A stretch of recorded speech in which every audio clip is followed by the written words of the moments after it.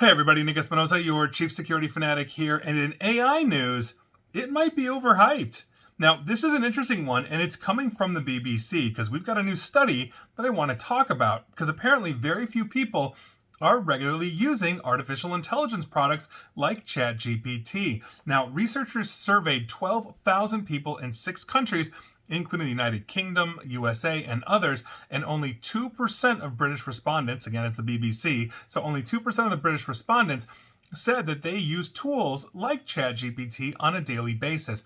But the study from Reuters Institute and Oxford University said that young people are obviously going against that trend, with 18 to 24-year-olds obviously being the most to adopt this and eager to do so.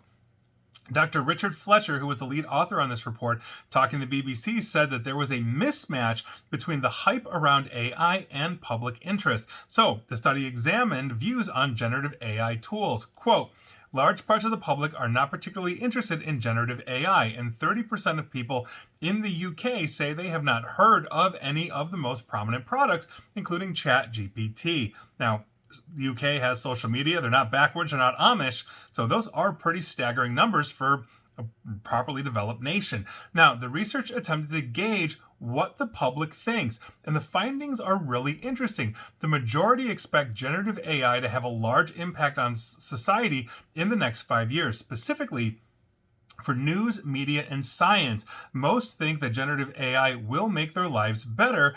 And when asked whether generative AI will make society as a whole better or worse, people were more pessimistic. Now, you've heard me joke about the Terminators, all that kind of stuff. We have serious longitudinal issues, I think, with this, such as obviously taking jobs. I've done videos on should we discuss universal basic income, good or bad, that kind of stuff. Now, the findings were based on responses to an online questionnaire from 6 different countries: Argentina, Denmark, France, Japan, the United Kingdom, and the United States.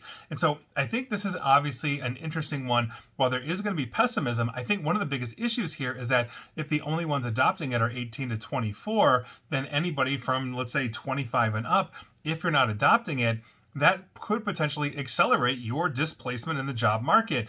Studies have also shown that those that adopt and understand artificial intelligence are those that are probably and most likely going to keep their jobs, as they know how to use it more effectively than those that don't. So if you don't want to be replaced at some point in your career by some young whippersnapper that knows how to use ChatGPT, you better start learning now.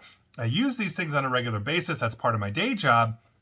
And they are interesting and very handy, providing you understand the pitfalls. So I'll leave it at that. I think this is an interesting one, but quite frankly, if you're not using these tools, you should at least investigate them and understand them. Your livelihood could literally depend on how your effectiveness is with them. And please like, share, follow me here on Facebook and Twitter at NickAESP. And please feel free to subscribe to me at YouTube as well, where I hope the algorithms on all of those platforms send you my way. And as always, stay safe, stay online, and please attempt to stay private. Thanks, everybody.